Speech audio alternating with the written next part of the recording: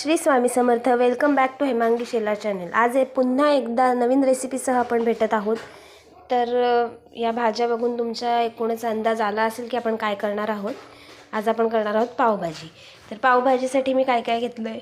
शिमला मिरची घेतली आहे, फ्लॉवर, मटार, टोमॅटो आणि बटाटे उकडून घेतलेत.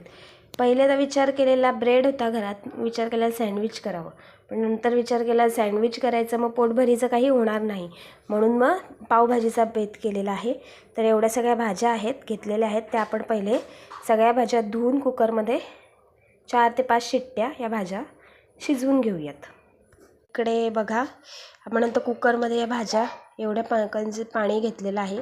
फ्लॉवर, हे मटार, शिमला मिरची आणि टोमॅटो याला 5 शिट्ट्या. जर तुमच्याकडे बटाटा तुम्ही शिजवलेला नसेल तर कच्चा घेतला तर तो सुद्धा याच्यात तुम्ही घालून शिजवून घेऊ शकता.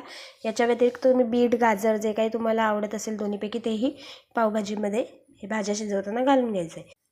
इकडे मी बटाटे हे उकडून घेतलेले आहेत, त्याच्यामुळे मी त्याच्यामध्ये घालणार नाही. तर चला तर मग आपण याला 4-5 शिट्ट्या करून घेऊ. पुढील कृती नंतर सांगते, कंटिन्यू करा.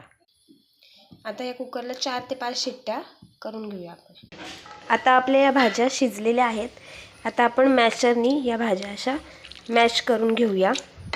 त्याच्यातच आपण हे जे बटाटे घेतलेले ते उकडलेले बटाटेसुद्धा आपण घालून घेऊया. हे सुद्धा आपण मॅश करून घेऊया. अशा पद्धतीने आपण त्या भाज्या पूर्ण मॅश करून घेतलेल्या आहेत.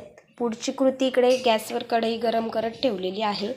इकडे पुढे लागणारं साहित्य आहे. टोमॅटो बारीक चिरला, एकच चिरला आहे कारण का भाज्यांमध्ये 2 टोमॅटो आपण घेतलेले होते. कांदा घेतला आहे बारीक चिरून, कोथिंबीर, आलं लसूण पेस्ट, त्याच्यानंतर हा फूड कलर आहे, पावभाजी मसाला आणि हळद आणि आपलं थोडंसं लाल तिखट, तेल घ्यायचं आहे थोडंसं आणि अमूल बटर. चला तर आपण कृती करूया. कढई गरम झालेली आहे. पहिले आपण तेल घालूया. डायरेक्टली जर तुम्ही बटर घातला तर तो जळण्याची शक्यता असते, म्हणून थोडंसं तेल घालूया. आणि आता याच्यावर आपण बटर घालून घेऊया. बटर घातलेला आहे.